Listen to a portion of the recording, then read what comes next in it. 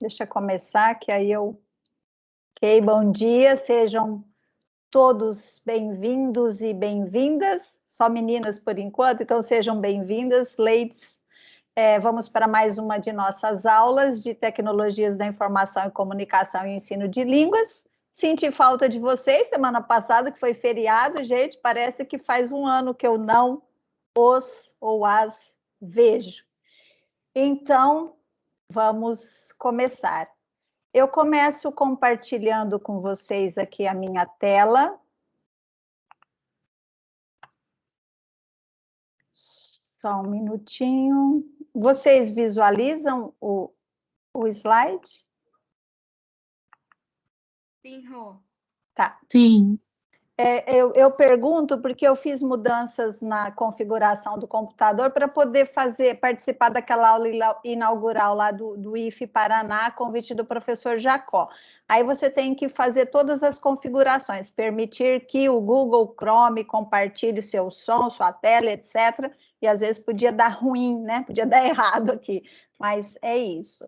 Então, meus queridos, começamos mais uma aula nossa de tecnologias. E para essa aula, os objetivos são os seguintes. Nós vamos discutir na aula de hoje um pouquinho a respeito dos nativos e dos imigrantes digitais. Quais são os conceitos, né, que estão relacionados com esses dois termos que foram aí, vou usar uma palavra meio estranha, mas cunhados, né, por Mark Prensky, foi o primeiro autor aí que criou esse nome de nativo e de imigrante digital, tá?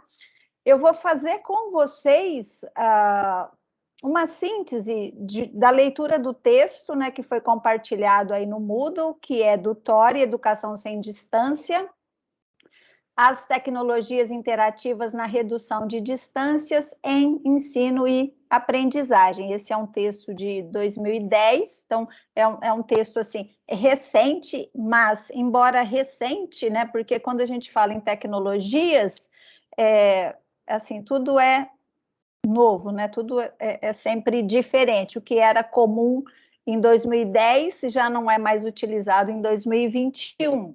Mas isso é um dos grandes problemas quando a gente trabalha com tecnologias, né? As novas, as velhas e as novas. Então, a nossa aula de hoje é basicamente a respeito disso. Só um minutinho.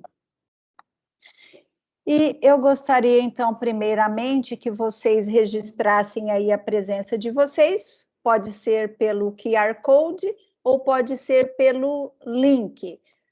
Se vocês forem preencher pelo link, daqui a pouquinho eu compartilho ele no nosso chat, tá bom? Quem estiver assistindo pelo celular ou estiver assistindo pelo computador e com o celular aí disponível, já pode apontar a câmera para o QR Code e registrar a sua presença, tá?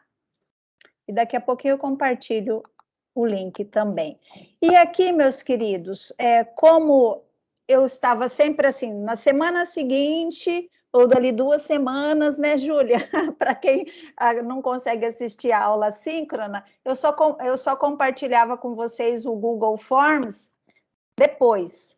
Mas, então, se você não está presente, está assistindo a gravação dessa aula, daqui a pouco, mais tarde, etc., aqui já está o link do Google Forms para compensação de ausência, tá? Então, basta clicar aqui no link ou apontar a câmera do seu QR Code para você responder aí as questões, tá?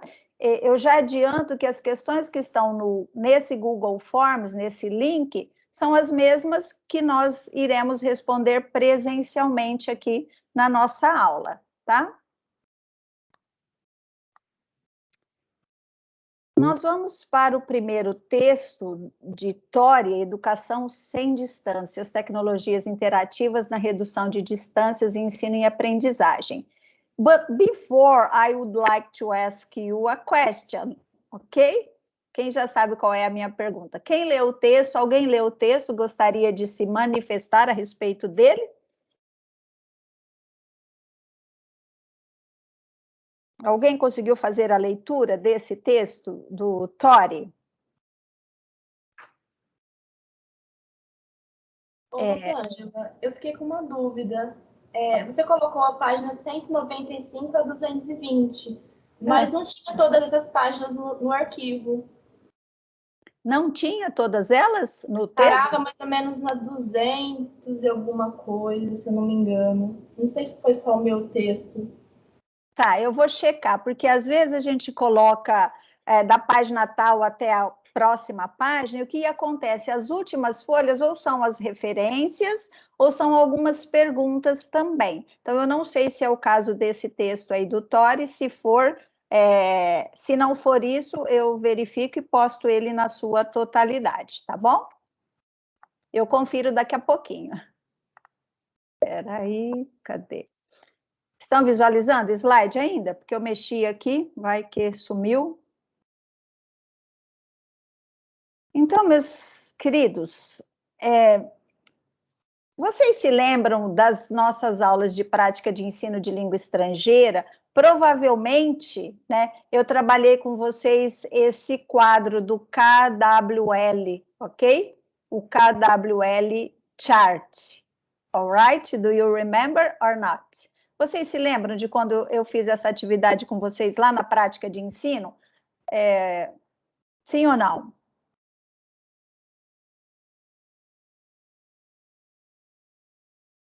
Mal ou menos? Ô, teacher, eu não lembro nem o que eu almocei ontem, você acha que eu vou lembrar que era o KWL chart aí?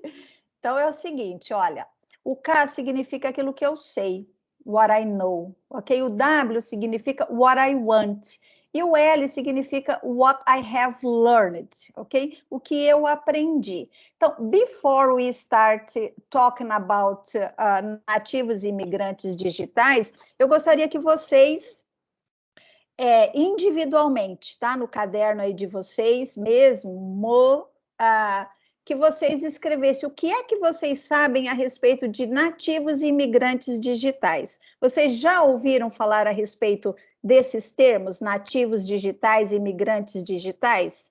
Se sim, o que é que vocês ouviram? Então, nessa tabelinha aí do know, eu gostaria que vocês fizessem as anotações, tá? É claro que é no caderno de vocês. What I know. E respondam aí em português or in English, ok? It's up to you. Então, um minutinho. You have 1 minute to write what do you know about nativos e imigrantes digitais. Ok? Ok. Thank you. Gente, quando vocês respondem alguma coisa assim, meu coraçãozinho até pula, porque eu falo, ai, que bom, eles estão aí ainda. Dá a impressão, às vezes, que a gente está sozinho aqui.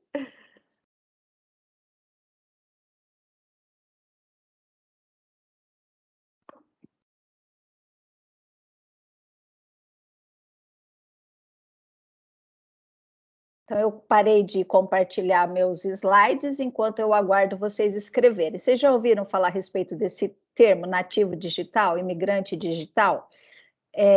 Sim, não, né? O que vocês sabem? O que vocês já ouviram falar a respeito disso? Tá?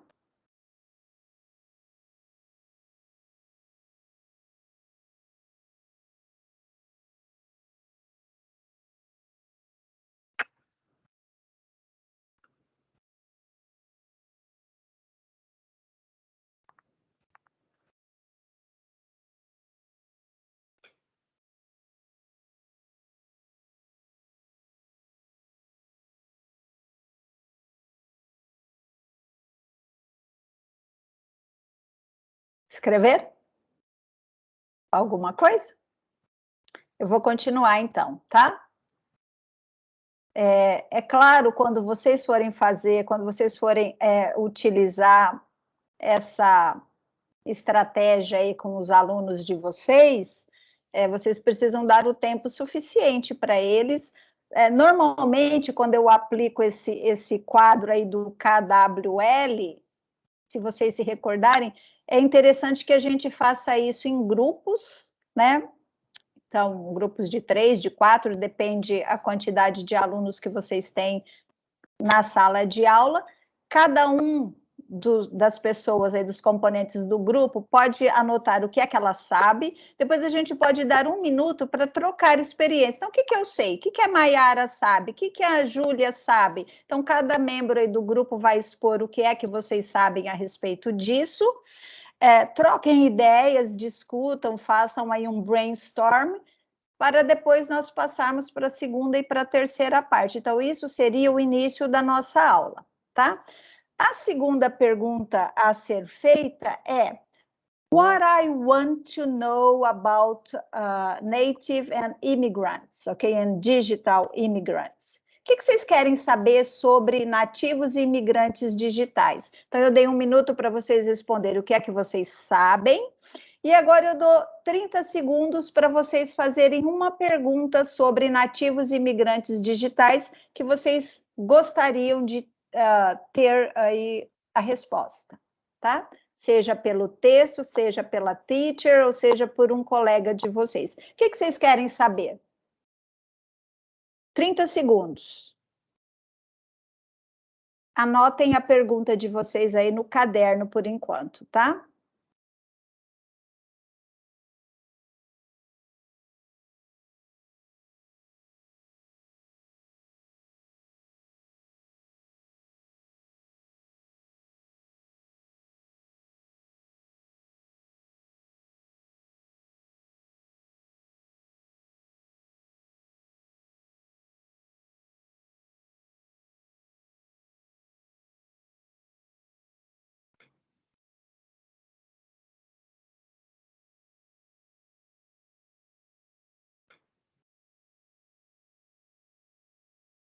Anotaram a pergunta?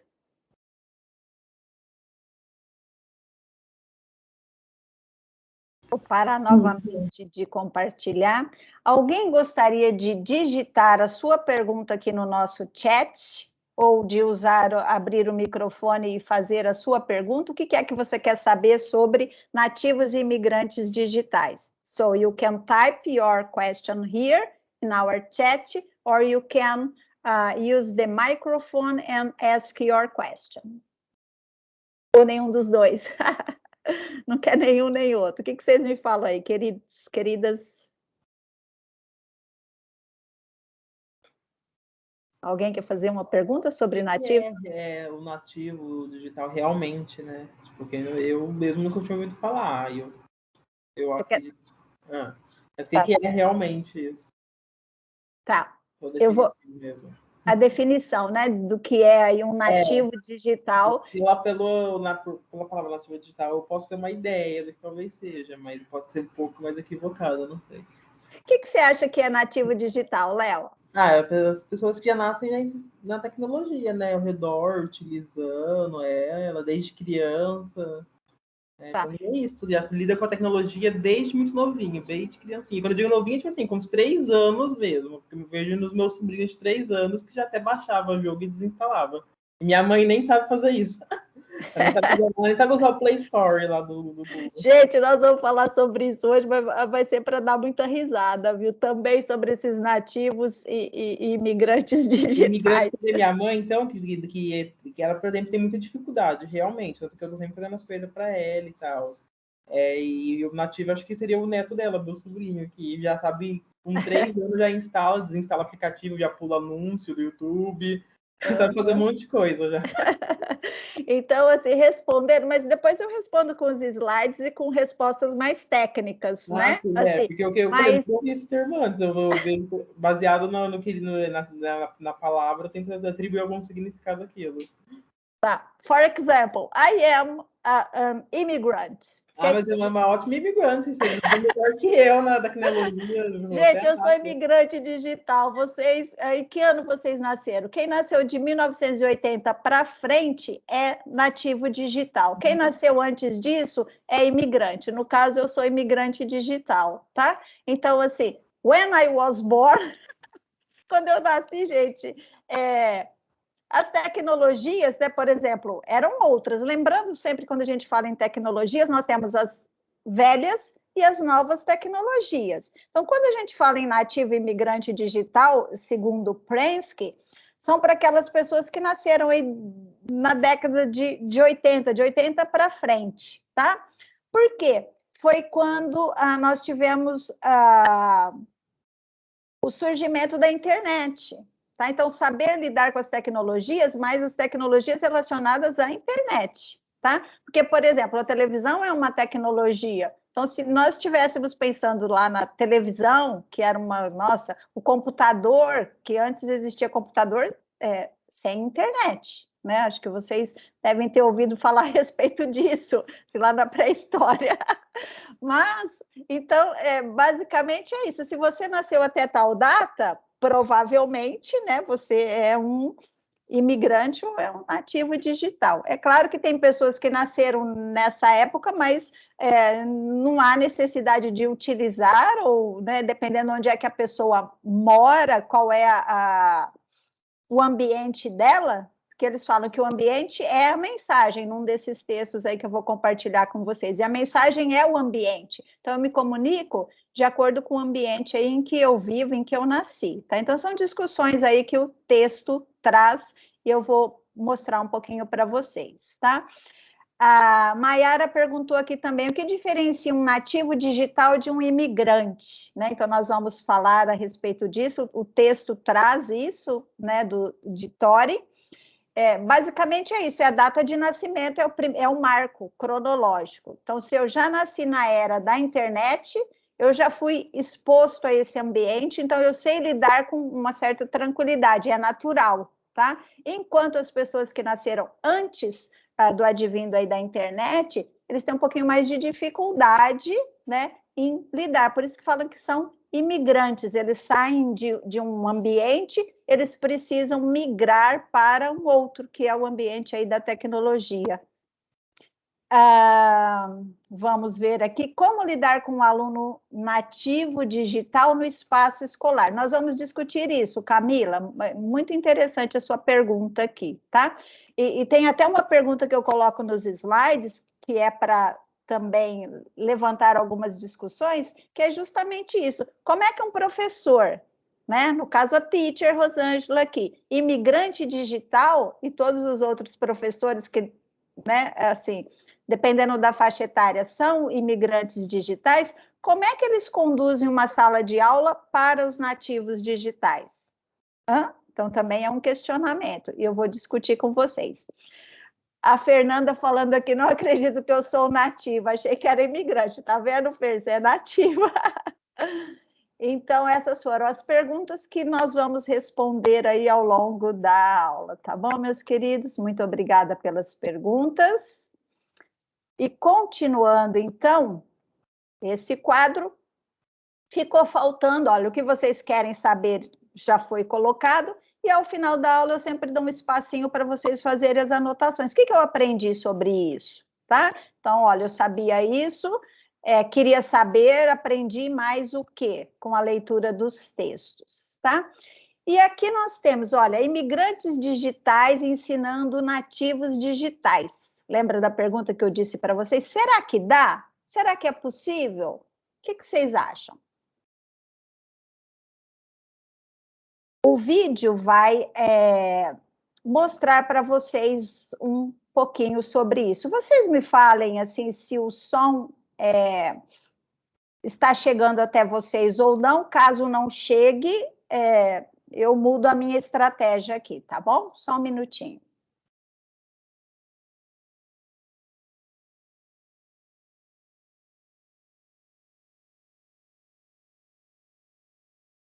Estão ouvindo? Não, Rô. Não, Rô. Tá, peraí.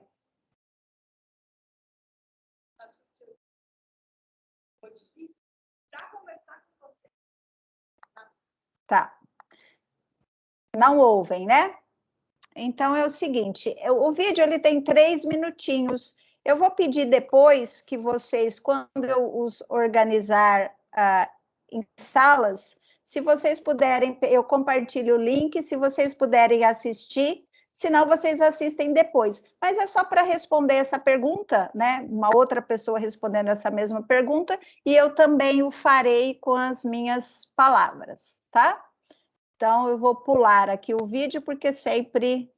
Lembra que eu falei para vocês da configuração que eu fiz do som para o Google Chrome e para o Teams? Então, eu mexi nas configurações sexta-feira, então provavelmente é isso. E na sequência, vocês têm aqui para completar, né, as informações. Então, eu trouxe um texto do Tori e eu trouxe também para vocês, quem tiver com o celular aí puder apontar para esse QR Code, eu vou só falar para vocês. Saber digital e suas urgências, reflexões sobre imigrantes e nativos digitais. Então, esse texto aqui, meus queridos, é muito interessante. Ele complementa o que está no texto de Tori, e ele traz também, né, partes do que Tori diz no texto, do Prensky, e traz umas discussões muito interessantes que eu vou colocá-las, falar um pouquinho a respeito delas, mas vocês podem depois acessar aqui ou por meio do link ou por meio do QR Code, e assim que vocês tiverem um tempinho, vocês fazerem a leitura também desse texto, que é muito interessante. Fala justamente sobre esses questionamentos, esses problemas, né? Tá, eu sou um nativo digital e o aluno é um nativo digital e o professor é um imigrante digital. Como é que a gente pode equilibrar isso, né? Utilizando aí, por exemplo, as metodologias ativas que nós já discutimos em aulas anteriores. E dentre aí as metodologias ativas, nós falamos sobre o blended learning. Então, esse texto também enfoca um pouquinho sobre blended learning, que é o quê? O que a gente chama de hibridismo, né? De nós conectarmos. Quando eu falo em hibridismo, tem vários aspectos do hibridismo, tá? Então, por exemplo, na educação, na sala de aula, falando em metodologias ativas, eu vou conectar a educação tradicional, regular, presencial, e o uso das tecnologias. Pois bem, se eu vou fazer isso com o uso das tecnologias, como é que o professor pode se preparar, como é que o curso pode se preparar, o currículo, entre tantas outras opções que a gente tem aí na educação, como é que a gente resolve esse problema, tá? É o que o texto traz para vocês. Então, pegando um pouquinho do texto, esse daqui é do texto do Tori, tá? Olha, enquanto se debate sobre as vantagens e desvantagens do uso da tecnologia na educação, novas gerações de estudantes estão chegando às escolas sem quaisquer dúvidas ou receios quanto ao uso das tecnologias de informação e comunicação em atividades do dia a dia. Não vai ser fácil para eles se adaptarem às escolas que não tiverem integrado as novas tecnologias à sua rotina. Prensky já alertava. Nossos estudantes mudaram radicalmente. Os estudantes de hoje não são mais aqueles para os quais o nosso sistema educacional foi projetado. Vou parar de compartilhar aqui um pouquinho para essa discussão. Vocês concordam com essa definição aí? Os alunos, né? Então, a maior parte dos alunos nossos hoje são nativos digitais, e esses alunos, eles vêm para a sala de aula, principalmente quando a gente fala em educação infantil, educação básica começando no ensino fundamental, ensino médio, e depois o curso superior, que ainda é um pouquinho diferente. Mas os nossos alunos que se encontram hoje no ensino fundamental, seja ciclo 1 ou ciclo 2, eles estão acostumados, já em sua grande maioria, com as tecnologias. E aí nós temos do outro lado o professor que é imigrante digital, que ainda insiste em trabalhar de maneira muito tradicional em sala de aula. Então, o que a gente tem? Normalmente, a gente ainda encontra, não sei se vocês poderiam exemplificar isso, os alunos que fizeram parte do PIBID, que presenciaram isso em algumas salas de aula, a gente encontra ainda o professor passando o conteúdo na lousa. né? Pedindo que o aluno copie. Nós encontramos ainda professores que disponibilizam listas de vocabulário lá e faz o aluno copiar 3, 10 vezes para ele aprender vocabulário de língua inglesa. Então, de um lado, a gente tem aí os nativos, de outro lado, os imigrantes, e esses alunos nativos, eles não aceitam ou não estão preparados para essa educação ou para esse sistema educacional que ainda é muito antiquado, né? E que não desperta a atenção do aluno. Então, você, por exemplo, estudar, eu até estava discutindo isso outro dia aqui em família. Por exemplo, eu aprendi sobre a biologia, que eu gostava muito, nos livros didáticos. Então, você via a ilustração, por exemplo, do que era mitose, meiose, do que era lá o RNA, DNA e etc., tudo com imagem, figura. Então, assim, dificilmente nós conseguimos assistir a um vídeo que demonstrasse isso. E hoje você clica aí com um clique no seu celular ou no seu computador, você visualiza tudo isso, como é que ele acontece, né? E isso, nós ainda temos na educação tradicional, muitos professores ainda trabalhando isso nos livros, né? Mostrando e querendo que o aluno mantenha a sua atenção, que ele aprenda. E nós sabemos que isso é muito difícil. Então, de um lado, assim, aquela educação sem atrativos, e do outro lado, os nossos alunos inquietos, que eles querem estar já com o computador, com o celular, com qualquer outro... qualquer outra tecnologia aí que ensina com muito mais facilidade. Então, essa é uma das discussões trazidas pelo texto. E aí vocês vão refletindo se vocês realmente reconhecem isso nas salas de aulas que vocês já fizeram estágio, nas salas de aulas que vocês observaram, ou nas próprias aulas de vocês no curso de graduação ou na educação anterior de vocês, ensino médio, né, que era o que estava mais próximo. Então, destacando, os estudantes de hoje não são mais aqueles para os quais o nosso sistema educacional foi projetado. E aqui a gente destaca as políticas públicas, né, de educação. Então, como é que elas estão? E eu os convido agora para externalizarem a opinião de vocês sobre isso. Olha, os nossos estudantes, eles mudaram radicalmente. Os estudantes de hoje, então, não são mais aqueles para os quais o nosso sistema educacional foi projetado, tá? Foi retirado aí do texto de Torrey, que é a fala de Mark Prensky. Então, o que eu pediria para vocês? Que vocês, quem puder, aponte a câmera do celular para esse QR Code. Deixa eu só testar para ver se continua funcionando. Só um minutinho. Sim. Então, vai abrir aí para vocês esse formulário que eu vou compartilhar no link, desculpe, no nosso chat, e eu vou pedir que vocês respondam em 3 minutinhos aproximadamente, eu acho que é suficiente. Tá? Abre o QR Code de novo para você pegar ele. Tá, vou. Deixa eu só... Espera só um pouquinho.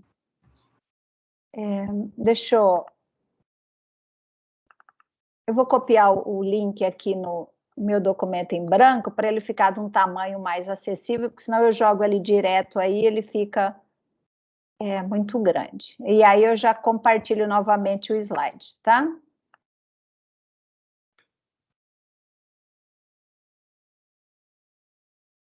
Então, está o link aí para responder e eu vou compartilhar o slide novamente com o QR Code.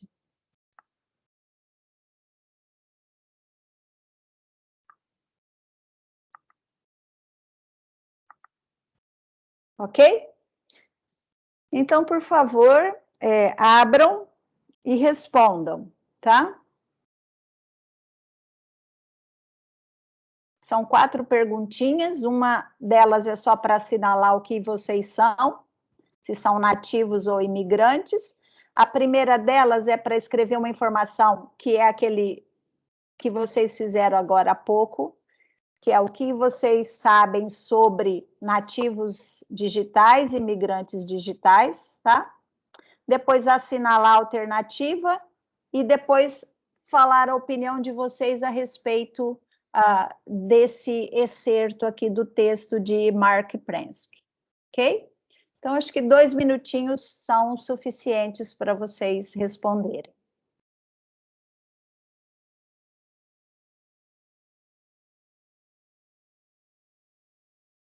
E essa pergunta é a mesma que está para compensação de ausência para os alunos que estão assistindo a gravação dessa aula, ou que assistirão a gravação dessa aula, tá?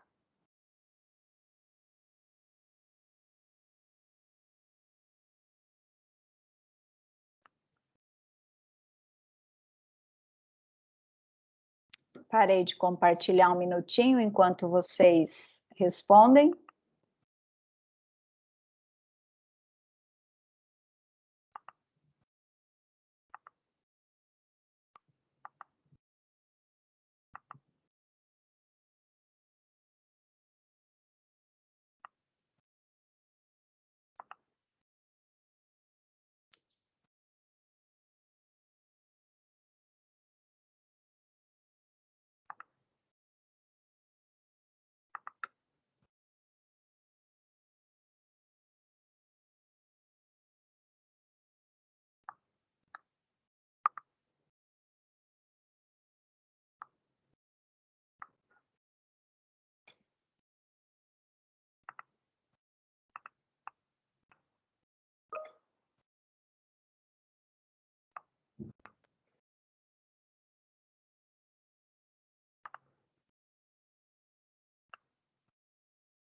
Só um minutinho, Lia, que eu vou ver sua pergunta aqui, tá? Deixa eu só colar.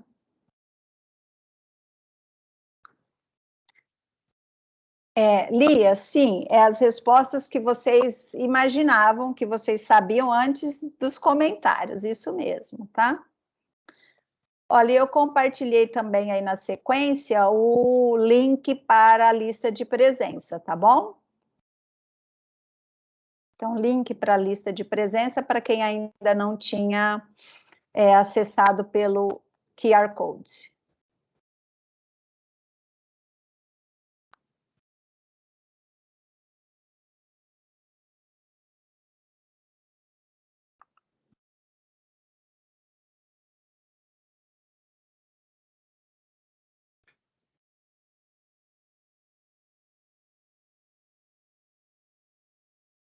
Vou compartilhar também, meus queridos, Opa, peraí, deixa eu...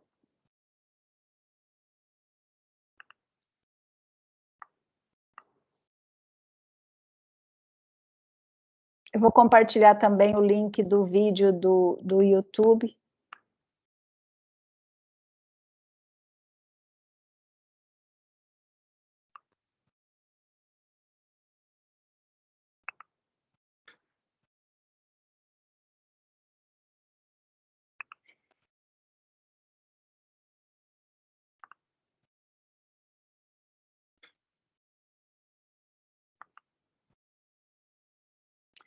Gente, esse último aí é o vídeo, tá? Do YouTube, esse último link. Ok? Respondido?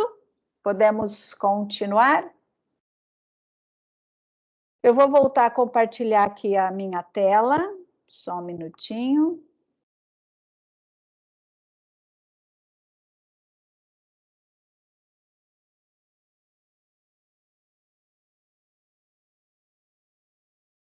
Ok?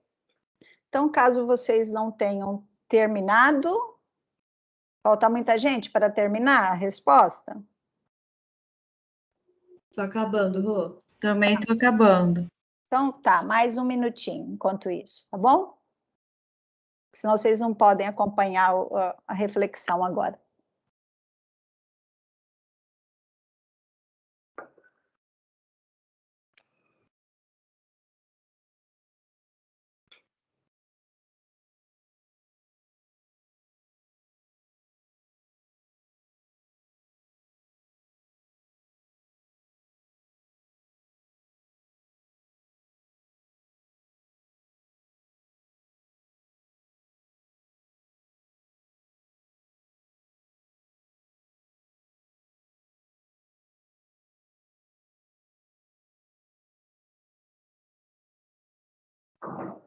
Então, se você está assistindo a gravação dessa aula, o vídeo não travou, tá? Estamos em silêncio, aguardando os alunos terminarem as respostas ao Google Forms sobre nativos imigrantes digitais e essa reflexão aqui colocada por Prensky no texto de Torrey.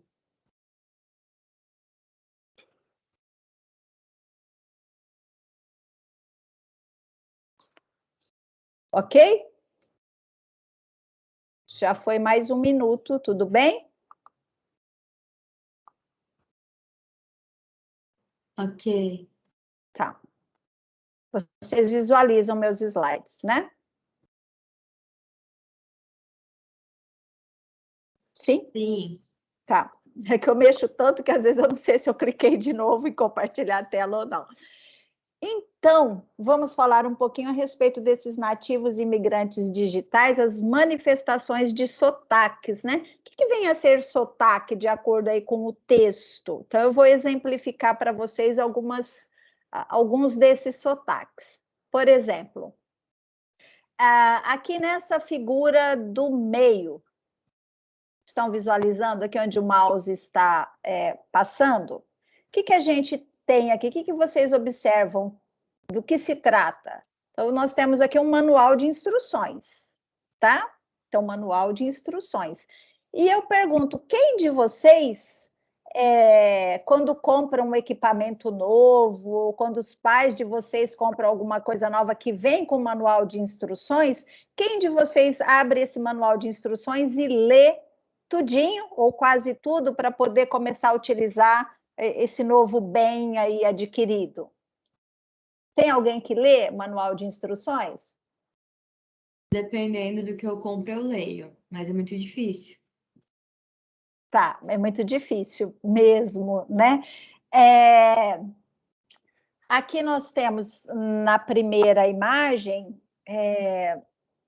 uma pessoa, né, navegando aí pela rede. Nós temos aqui um manual de instruções e aqui nós temos planilhas, né? Então, nós temos papel impresso. E aí eu pergunto para vocês novamente: tem alguém de vocês que prefira o texto, né? Por exemplo, esse texto de Torrey que nós estamos lendo, vocês leem facilmente pelo computador, pelo smartphone, ou tem alguém que sente necessidade de imprimir o texto para fazer a leitura? Pô, eu leio facilmente pelo computador, mas ainda assim eu prefiro imprimir.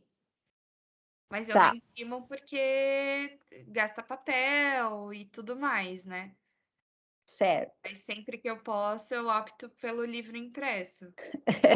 Ok, ok. Mais alguém se manifesta aí? Eu também. Faço as palavras da Júlia as minhas.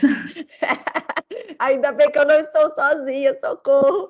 Gente, é isso mesmo. Então, esses são os sotaques aí, tanto de nativos quanto de imigrantes digitais. Mas é claro que os sotaques maiores são dos imigrantes digitais. Por exemplo, eu tenho muita dificuldade em ler textos no computador. Então, eu consigo ler? Consigo. Aí eu abro o computador, abro o texto. Aqui do meu lado eu tenho que ter um caderno, e aí eu vou olhando e vou fazendo as anotações, né? Para eu conseguir organizar as minhas ideias. Eu não consigo organizar mentalmente as minhas ideias se eu for apenas lendo esse texto aí na tela do computador ou do Kindle ou do que quer que seja.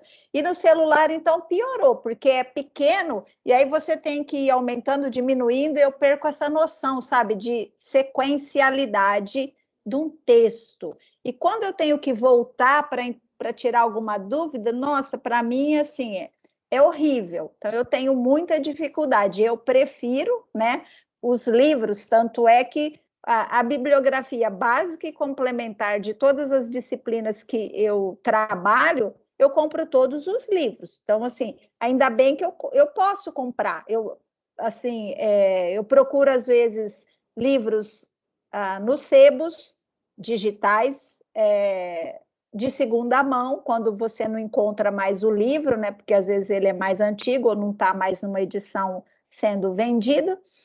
Mas, assim, eu prefiro 1000 vezes o livro, né, impresso do que fazer a leitura aí pelo digital. Então, assim, são situações que o autor chama de sotaque, né? Então, nós temos alguns sotaques. Então, quando a Fernanda fala aí, eu não sabia que eu pensei que eu fosse imigrante, né? Então, às vezes a gente, dependendo do grau de acesso que nós tivemos no nosso ambiente às tecnologias desde que nós nascemos, maior vai ser o grau de facilidade, né, ou de dificuldade no manuseio, embora sejam nativos digitais. Então, o texto também destaca que a mensagem é o ambiente. Então, o que significa isso, que a mensagem é o ambiente? Então, a mensagem que nós comunicamos, ela depende do ambiente no qual nós estamos inseridos. Se eu nasci e cresci com a tecnologia, com a internet, então eu tenho muito mais facilidade. Eu pego, por exemplo, aí o Léo estava falando no começo, né, da dificuldade da mãe dele em lidar com alguns equipamentos, né? Então, por exemplo, um controle remoto. Gente, às vezes para transferir, meu filho coloca no Netflix ou em alguma coisa que eu não estou acostumada e o caminho de volta para eu achar. Então, eu sei, assim, aqueles botões que eu uso sempre, mudou um pouquinho. Então, isso são sotaques, isso é o que o autor chama de sotaques, né? De nativos, mas principalmente dos imigrantes digitais. Eu vou mostrar para vocês aqui uma ilustração que eu tirei da... Oi, pode falar. Pergunta rapidinho, assim, porque eu ainda não estou me conformando que eu sou nativa digital, eu acho que eu não sou, não. Mas, assim, eu tive acesso a internet, computador, tecnologia com uns 12 anos. Antes era televisão, vídeo, VHS, que fala, né? Isso, VHS. Mesmo assim, é nativo digital, desculpa, eu não li o texto, mas ele coloca mais ou menos década de 80? Isso, mais ou menos década de 80, né? Mas na sequência, Fer, ele coloca aqui. Lembra que eu acabei de falar que a mensagem é o ambiente? Então, embora você tenha nascido na década da internet, né, da comunicação aí por meio dos smartphones, etc. e tal, da era digital, da TV digital, porque quando a gente pensa assim, por exemplo, em televisão, vocês perceberam o quanto mudou o mesmo equipamento que é a televisão, a mesma tecnologia que é a televisão? Então, nós tínhamos lá na década de 74, 75, a TV era por válvulas. Acho que vocês nem ouviram falar isso. Hoje as coisas estão tudo virando smart, né? Smart TV, smartphone, smartwatch. Tudo, o meu smartwatch, meu smartphone, smart. A TV também é smart, é tudo isso, né? E a gente paga por isso, ainda mais caro. E assim, gente, eu lembro que uma vez, assim, eu só não apanhei do meu pai, porque meus irmãos falam que eu era queridinha dele, né? Mas ele tirou a válvula da TV, que estava com problema, entregou na minha mão e da minha irmã, para a gente levar numa oficina para trocar válvula. E aí nós fomos, né? Criança, 7 anos, brincando pela rua. Chegamos até a oficina, o cara compramos outra válvula e estamos voltando para casa. No meio do caminho tinha uma pedra, ou seja, no meio das brincadeiras a válvula escapuliu, caiu no chão e quebrou. Então, assim, custava caro, nossa. Então, assim, é difícil você imaginar isso, que a TV era a válvula. E hoje, o que a gente tem aí, né? Quanta evolução a televisão passou. E é a mesma coisa. Então, embora nós tenhamos nascido, nós não, né? Quer dizer, vocês tenham nascido nessa década em que vocês são considerados nativos digitais, se vocês não tiveram acesso desde o nascimento, né? Ou desde os primeiros anos aí do nascimento, então vocês são nativos com sotaques, né? De imigrantes digitais também, porque, por exemplo, a Fernanda falou que teve acesso aproximadamente com 12 anos. Agora, as crianças que estão nascendo hoje, elas já nascem, né, com o celular na mão, praticamente, né, quase filmando aí o parto da mãe. Eu vi uns... Sabe aquela Alexia do Amazon? Sei.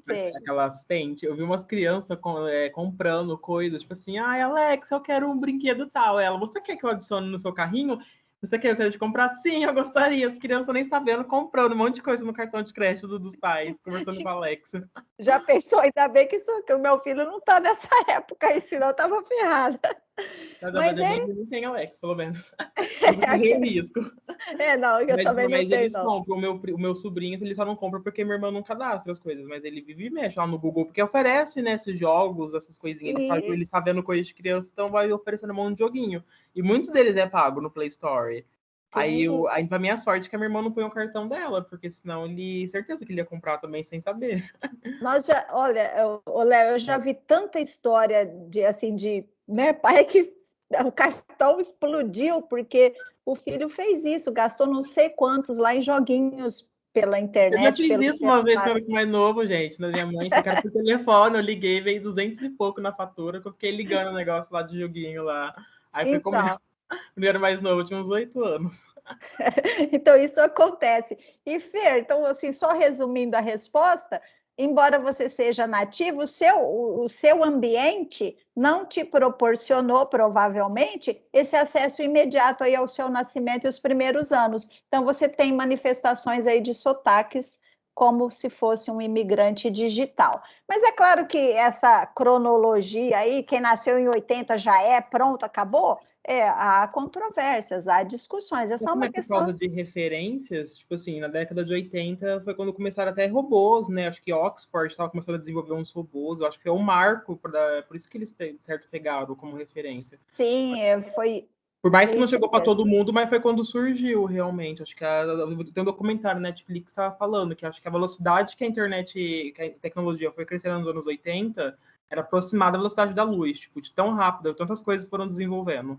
Porque uma coisa vai levando a outra, né? Um robô vai construindo outro. E o Marco, eu acho que é por causa disso, por causa do Marco, porque realmente nos anos 80, por mais que não era nascido, meu irmão tem a idade da Fer, ele fala que ele não tinha essas coisas mesmo. Ele tem a idade da Fer, ele conta, tipo, quando ele tinha uns 10, 11 anos, ele disse que não tinha essas coisas mesmo, não.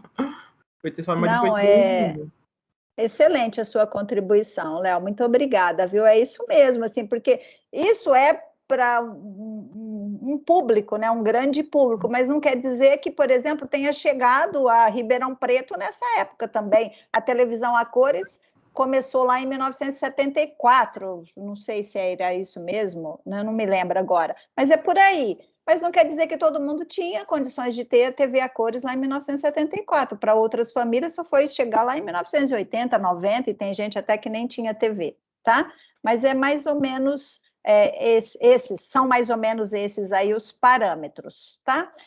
E quando a gente fala, então, em nativos digitais, imigrantes digitais, lembrando que quem criou esses conceitos foi Mark Prensky, tá? E aqui é o que nós já discutimos. Ele fala, então, que os alunos são, em sua grande maioria, nativos digitais, são ensinados por professores imigrantes digitais que possuem sotaque, né? E cultura são trazidos aí da era pré-internet. Assim como os imigrantes do mundo real, alguns imigrantes digitais se adaptam melhor que outros à nova cultura, mas cada um deles aí tem um certo nível, um certo grau de sotaque, tá? E as manifestações de sotaque estão exemplificadas aqui também no texto e nós já comentamos a respeito disso, né? Então, a internet não ser a primeira fonte de informações, né? Então, tem gente que ainda pesquisa aí em livros, em biblioteca presencial, né? Ler manuais de programas e produtos antes de começar a usar, eu sou uma dessas, eu gosto de ler tudo, porque senão vai que não dá certo, enquanto que os nativos já vão fuçando e já vão vendo como funciona, mexendo, né? Imprimir um documento para poder ler, então isso são manifestações aí dos sotaques. E ele fala aqui que o cérebro, né, desses nativos, ele se desenvolveu de forma diferente em relação às gerações aí pré-internet. Então, o que a gente fala? Eu não vou fazer a leitura do texto aqui, não, mas o que a gente fala? Por exemplo, os alunos, vocês, normalmente, eu falo assim, observando meu filho, consegue fazer um monte de coisa ao mesmo tempo, né? Eu falo, menino, desliga essa música, como você está assistindo TV, está lendo, está fazendo isso? É outra época, tá? Não agora. Que você consegue fazer tudo ao mesmo tempo. Então, o cérebro, né, desses nativos digitais, dos jovens, dos adolescentes, eles foram formatados de maneira diferente. Então, por isso que eles conseguem fazer aí um monte de coisa ao mesmo tempo, né? Conseguir os vários letramentos aí, enquanto a teacher Rosângela tem que pegar lá, ler, fazer as anotações e se concentrar. Então, se ligou às vezes a televisão, desconcentra. E o que para vocês, às vezes, é muito mais fácil, estar mexendo no computador, assistindo a aula e conseguindo entender e captar as coisas, assim, tranquilamente, tá? Mas é para a gente refletir um pouquinho a respeito desse texto, lembrando que ele é um texto lá de 2010. Olha, essa imagem, vocês estão visualizando essa imagem? Aqui? O que vocês identificaram nessa imagem? Sim, Rô, eu achei engraçado. Nós temos aqui um celular. Olha, isso aqui é só para ilustrar a nossa aula do Sheldon, tá? Eu tirei de uma fala do Sheldon, que ele diz o seguinte, ele fala, né, ele estava comentando, e inclusive eu disponibilizei aqui o link da fala dele, caso vocês queiram assistir, tá, a fala dele, que ele fala a respeito do texto do Prensky a respeito de nativo e imigrante digital. E ele diz que ele foi além do Prensky, né, que criou só o nativo e o imigrante. Ele criou o termo refugiado digital. E ele conta a história da sogra dele. Tá? Então, por exemplo, todo mundo hoje, quase todo mundo tem aí um smartphone, né? Se não tem, quer ter um smartphone, né? O mais novo, avançado e etc. Ele conta a história que a sogra dele não queria, né, ter um smartphone. E todo mundo lá, por exemplo, não, porque precisa ter um smartphone, você precisa conversar por WhatsApp, precisa isso, precisa aquilo. E a sogra foi pressionada a comprar um smartphone. Então, juntaram lá as filhas e deram o smartphone para a mãe, né, sogra do Sheldon. E aí ele pegou e fotografou a capinha do celular da sogra dele. Então, esse aqui é o celular, aqui é a capinha. Então, os favoritos dela estão anotados aqui na capinha, que são os números dos telefones aí dos filhos, genros e etc. Tá? E ele considera, então, que ela é uma refugiada digital. Por que isso? Ela não era nativa digital, não era imigrante digital, ela foi forçada, né, a ter um smartphone para ela poder sobreviver nessa sociedade aí, nessa era digital. Então, por isso que ele a considera, é claro que isso é uma brincadeira, tá? Feita por ele, então ele acha que ela é uma refugiada. Então, como nós nos adaptamos a essas tecnologias, cada um vai criar aí as suas estratégias, as suas ferramentas para saber conviver com as novas tecnologias. E para ela era mais seguro ela ter anotado aqui o número de telefone de todo mundo que ela precisava, porque ela ainda não se sentia confortável com essa nova tecnologia, tá? Então, só para ilustrar um pouquinho mais a nossa aula. E o refugiado digital é termo criado por ele, tá? E quando a gente fala no próprio texto, né, educação à distância ou sem distância, deixa eu só olhar o horário aqui, pessoal, para eu não extrapolar, tá? Então, quando a gente fala em educação à distância ou sem distância, o texto, do texto é destacado que educação virtual é diferente de EAD, tá? Então, educação à distância é diferente de educação virtual. Então, a educação à distância, ela pode ocorrer de forma não presencial, em sala de aula, utilizando diversas formas de métodos para a sua execução. Então, o que significa isso, essa educação à distância, né? Qual é a educação que nós estamos tendo, né, na disciplina Tecnologias ou no curso de Letras desde o ano passado e até agora? É uma educação à distância, é EAD, ou é uma educação virtual mediada por meio de uma tecnologia digital? Como vocês entendem isso? educação à distância, educação sem distância, qual é a diferença entre... vocês acham que as aulas que vocês estão tendo, ela pertence ao EAD, a educação à distância? Sim, não? Como, por quê? O que vocês me falam sobre isso?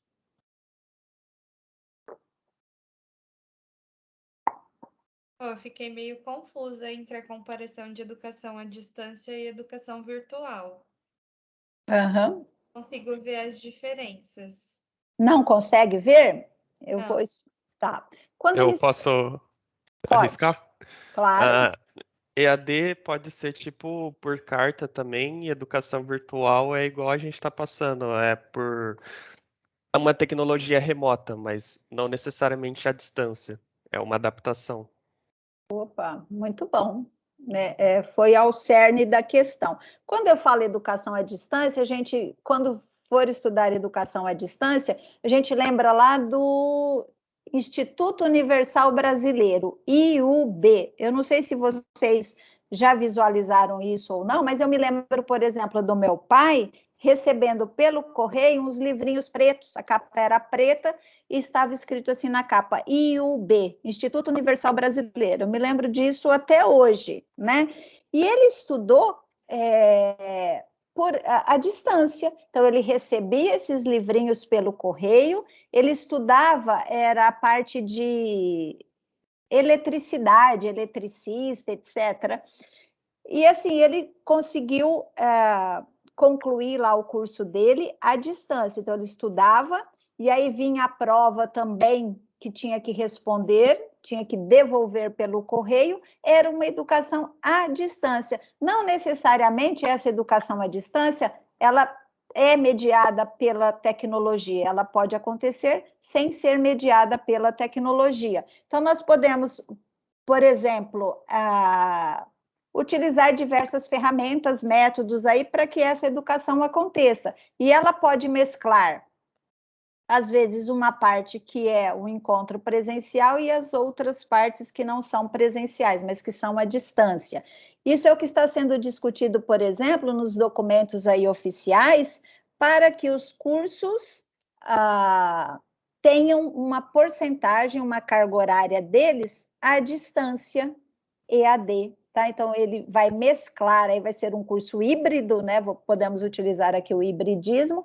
Ele vai utilizar momentos de educação presencial, mas algumas disciplinas serão feitas à distância. E como é feito aí à distância, cada um vai escolher a ferramenta, né? Se ela vai utilizar dos recursos tecnológicos para ser também uma educação virtual, ou de que maneira os alunos vão receber aí os textos, vão ter que estudar os textos e no dia marcado eles vêm para fazer o debate. Perceberam? Então, é mais ou menos nesse sentido que o texto coloca. E quando a gente fala no Instituto Federal, nessa época de pandemia, então nós não temos uma educação à distância, nós estamos com o ensino remoto, né, que é diferente de educação à distância. Nós estamos fazendo adequações para que os alunos continuem aí o seu ensino regular, tá? Mas não é EAD. Por que não é educação à distância apenas, né? Quando a gente tem um sistema de educação à distância, eu vou citar aqui, por exemplo, Uniceb, que eu trabalhei. Então, a Uniceb não existe mais hoje é Estácio, né, que comprou a Uniceb, que era a antiga Faculdades Koch, e eles tinham educação, ensino regular presencial e a educação à distância. Só que a educação à distância, ela era preparada, planejada, ela tinha um ambiente virtual só para os alunos, diferente de nós que utilizamos, por exemplo, de maneira adaptada o Moodle, tá? E tem outras circunstâncias aí no meio, outras características, mas que também não é muito o foco. O que a gente precisa saber a respeito de tudo isso é que nós estamos num momento de pandemia, tentando mesclar algumas características, né, da educação à distância com as tecnologias. Então, é um hibridismo, né, com relação a tudo isso, tá? E ainda falando respeito da educação à distância ou sem distância, tanto a educação à distância e a educação presencial são termos não adequados, né? Por que são inadequados? Fica melhor falar inadequados do que não adequados. Porque o aluno ele pode desenvolver-se de acordo com a sua capacidade de interação com o assunto estudado. Então, por exemplo, suponhamos, eu compartilhei com vocês, ou numa sala de aula presencial, esse texto e pedi que vocês fizessem a leitura de uma semana para outra e que trouxesse para a próxima semana aquelas questões norteadoras sobre o texto que vocês leram. Então, vamos elaborar essas questões. Só que cada um tem a sua maneira, né, individual de lidar com o assunto. Como é que você vai fazer isso? Você vai ficar só no meu texto, no texto que eu compartilhei? Você vai usar alguma tecnologia para pesquisar mais sobre aquele assunto? Você vai buscar algum vídeo que retrate esse assunto para que você consiga aprender mais e saber dialogar mais com o tema proposto, com o assunto estudado? Então, por isso que a gente fala que educação à distância, educação presencial, são termos aí inadequados. Então, por quê? Porque depende da maneira como o aluno lida ou interage com tudo isso. Então, quando a gente fala aqui, olha, estar presente em uma sala com outros alunos e professores não garante que esse aluno dará feedback suficiente, ou que esse aluno irá receber um feedback suficiente. Então, lembrando das nossas aulas presenciais, não é porque a gente está presencial que eu vou garantir, ou que esse ensino presencial, que ele garante o feedback suficiente. Então, eu trabalho com vocês os conteúdos, acabou a aula, na outra aula a gente parte para outra, e não necessariamente esse feedback, porque é presencial, ele está garantido, tá? E estar em sua casa, interagindo por meio de um computador, pode levá-lo a interagir melhor. Então, tem alunos que estão mais adaptados a esse meio e que conseguem, por exemplo, numa aula síncrona à distância ou digital, consegue interagir, consegue pesquisar, consegue se dar bem com esse formato, né, que utiliza aí as tecnologias, esse formato digital. Então, por isso que não é adequado, não sei se o termo seria isso, mas que não existe um certo e um errado, qual é melhor, ou educação à distância ou educação presencial, tá? Nós precisamos pegar de cada uma dessas formas, dessas manifestações de educação, o que elas tiverem de melhor. Então, lembrando, nós estamos na pandemia, nós estamos no ensino remoto. Vocês, provavelmente, os que já concluíram todos os componentes aí, não voltam para o ensino presencial quando ele retornar. Mas vamos pensar no aluno que está no segundo ano e que ele ainda volte, por exemplo, a partir de outubro, novembro, ou só o ano que vem, para o ensino presencial. Então, vocês acreditam que o ensino presencial no Instituto Federal, a partir do próximo ano, vai ser da mesma maneira que ele acontecia antes da pandemia, né? Por quê? Porque sim ou por que não? Eu, particularmente, penso que o ensino presencial vai ser diferente, né? Que provavelmente a gente tem grandes possibilidades de o professor, depois desse 1 ano e meio, quase 2 anos aí, convivendo com essa educação remota, aprendendo a utilizar alguns recursos tecnológicos, que ele vai inserir esses recursos, essas ferramentas, também na sala de aula presencial. Então, aqueles trabalhos que vocês precisavam entregar, né, fisicamente, provavelmente eles passarão a ser entregues apenas pelo meio digital. Então, porque a gente viu que tem ferramentas que podem controlar isso. Então, são algumas reflexões a respeito, tá? Não vou falar tudo não, porque também precisa deixar um pouquinho para vocês pensarem. É o que a gente chama de ensino híbrido, ou blended learning, né? Que é a capacidade de nós sabermos harmonizar, né? Compartilhar atividades virtuais e presenciais, né? Então, como é que eu combino tudo isso?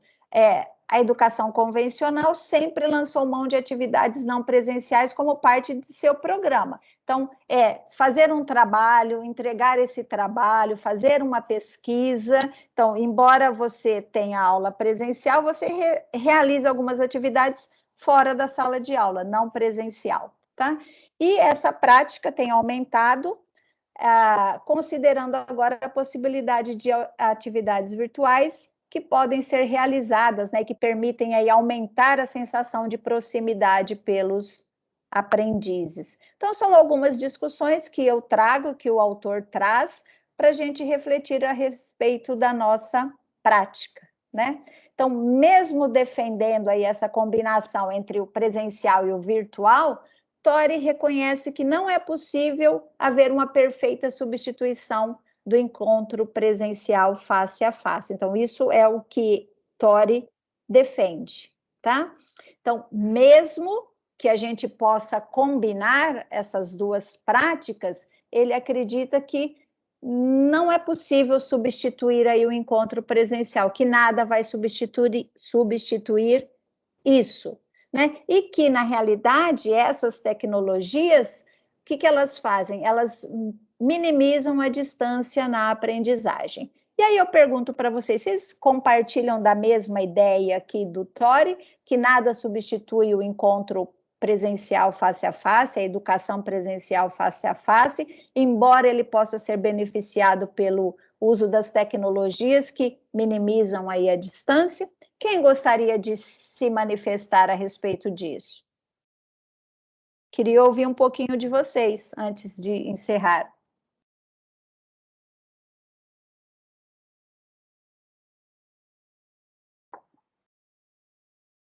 Alguém?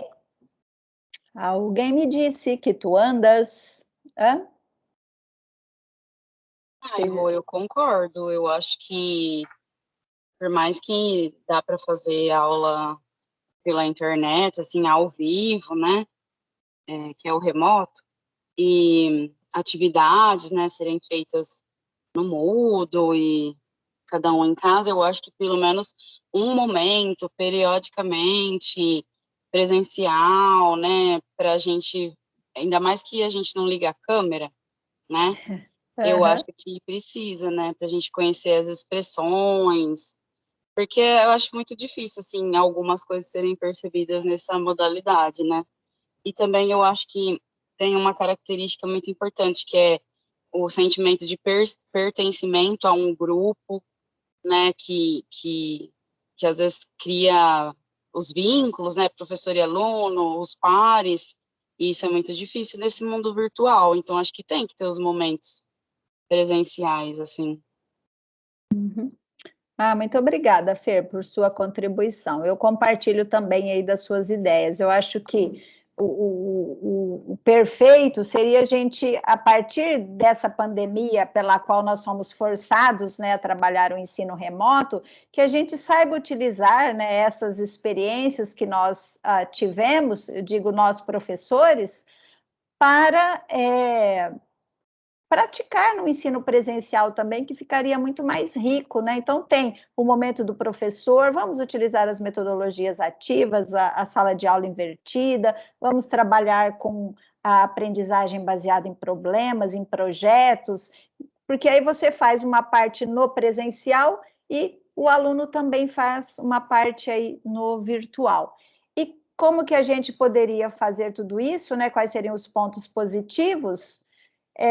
Aí o autor coloca que a gente pode substituir as aulas expositivas por materiais interativos, né? Então vamos compartilhar um QR Code, vocês já acessam, vocês já respondem, eu já recebo as respostas, e depois, divididos em grupos, nós colocamos as discussões, né? Então aqui ele coloca oferecer aulas magnas via teleconferência, isso facilita muito, principalmente você ter a capacidade não, você ter a facilidade de trazer uma pessoa, assim, muito importante, que conheça bem o assunto, para falar, né? Então, ao invés de você ter que pagar passagem, mais estadia, você consegue, às vezes, trazer alguém que é o suprassumo aí do assunto. Você pode gravar aula, disponibilizar, você pode criar fóruns de discussão, e aqui ele coloca outros aspectos, né, que ele considera positivos aí para a sala de aula. E para finalizar aqui, como que a gente pode aplicar esse blended learning ou esse hibridismo na sala de aula, né? Então, quando a gente está pensando em atividade, eu posso misturar os elementos virtuais, né, e os presenciais. com a presença do professor. Quando a gente fala no nível da disciplina, então, por exemplo, na disciplina de língua inglesa, então vamos intercalar atividades realizadas em sala de aula com atividades propostas para serem feitas fora da sala de aula. Quando a gente pensa no curso, né, então o curso de letras, então nós precisaríamos ter uma grade curricular, uma matriz curricular, que vai ser composta por disciplinas presenciais e não presenciais. Tá? Qual disciplina poderia ser, por exemplo, realizada de maneira não presencial? Tem alguma? Qual seria? Então, vamos reunir o colegiado, né, do curso, vamos propor mudanças, o que pode, o que não pode. Então, participar aí ativamente também do colegiado de curso. E quando a gente fala no nível institucional, né, então vamos pensar aí no Instituto Federal como um todo, ou no Campus Sertãozinho. Quando o hibridismo, né, o blended learning, ele está no projeto pedagógico, então fica muito mais fácil o planejamento dos cursos combinar essas atividades presenciais e virtuais. Então, só para destacar que lembra que eu sempre falo para vocês, a gente precisa ter um plano de ensino, precisa ter um plano de aula, mas esse plano de ensino e esse plano de aula, eles estão inseridos no projeto pedagógico do curso. Então, às vezes, você vai chegar numa escola e não vai conseguir realizar aquilo que você gostaria, por quê? Porque não tem esse planejamento, não tem um projeto pedagógico para ser desenvolvido. E aí, às vezes, pode causar muitas frustrações, tá? E, meus queridos, então, se vocês puderem ou quiserem nesse momento, eu pediria que para a gente finalizar a aula e finalizar o nosso KWL Chart, que vocês respondessem aí ou fizessem alguma anotação. O que você aprendeu ao longo dessa aula que você não sabia? Então, anotem tópicos, ideias, o que quer que seja, para que a gente possa encerrar, então, a nossa aula, ok? Eu vou... Espera aí. Parei de compartilhar a minha tela, finalizando, nós começamos com o KWL, com o quadro, né, KWL, o que eu sei, o que eu quero saber e o que eu aprendi. Vocês já responderam as duas primeiras perguntas e agora eu finalizo com essa, né? O que vocês aprenderam? Anotem aí, tem alguma coisa que vocês nunca tinham ouvido falar e que aprenderam, tá? Eu vou ver aqui os comentários enquanto vocês anotam. A Bia quer o link de presença. Espera aí.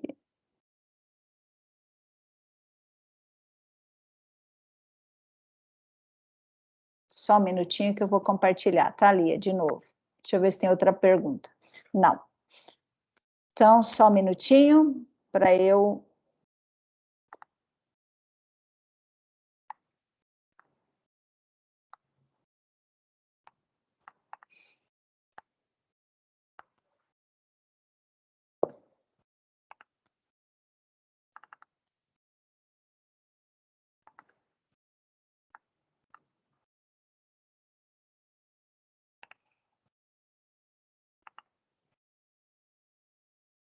Ok, link de presença compartilhado, tá bom? Bom, meus queridos, eu espero que vocês tenham aí feito as anotações. Muitíssimo obrigada pela presença. Vejo vocês na próxima aula. Lembrando, gente, que tem um fórum de discussão. Vocês visualizaram o Moodle falando nisso? Espera aí, só um minutinho, que eu já ia falar tchau, mas eu ia mostrar... Ó, vocês estão visualizando aqui o Moodle? Atividades avaliativas. Sim. Tá? Então, eu coloquei para vocês o Fórum Avaliativo número 2, tá? Que ele é baseado na semana 9. Então, é a semana que vem. Então, se possível, vocês já façam a leitura do texto. Eu vou aqui para a semana 9, já está compartilhado com vocês. Ó, estão vendo? Semana 9, 20 de setembro. Então, o primeiro texto, que é do Tori, eu já fiz os comentários na aula de hoje. Nós vamos trabalhar com o texto da Vera Menezes Paiva, que é esse Derrubando Paredes e Construindo Comunidades de Aprendizagem. Se vocês apontarem a câmera para esse QR Code, vocês têm o texto, ou vocês podem pegar o texto aqui, ó, texto 2, Paiva, tá bom? Então, vocês vão fazer a leitura do texto e vocês têm aí praticamente, acho que até o final do mês. Deixa eu só... Vou abrir aqui, tá? Já expirou o meu prazo. Está aberto desde as 7 da manhã. Aqui, pessoal, olha, os alunos devem fazer a leitura do texto abaixo. Ah, eu troquei, ele estava na semana 8, eu mudei, é semana 9, tá? Eu vou editar. Esse texto, derrubando paredes e construindo comunidades, e redigir um parágrafo manifestando suas impressões acerca das experiências relatadas ao longo do texto. Essas experiências são possíveis atualmente? Por quê? Né? Por que não? Qual a sua sugestão? Então, o texto da Vera Lúcia Menezes de Oliveira Paiva, ele fala a respeito de algumas experiências. O texto dela é antigo, né? Lembra que as tecnologias, elas são novas e velhas, e o texto dela é um texto mais antigo. Então, o que vocês vão ver lá de exemplo, provavelmente a gente não consiga realizar hoje. Então, comente a respeito disso. O que vocês acham? Tá bom? Então, é só. Beijos, fiquem com Deus, vou parar a gravação.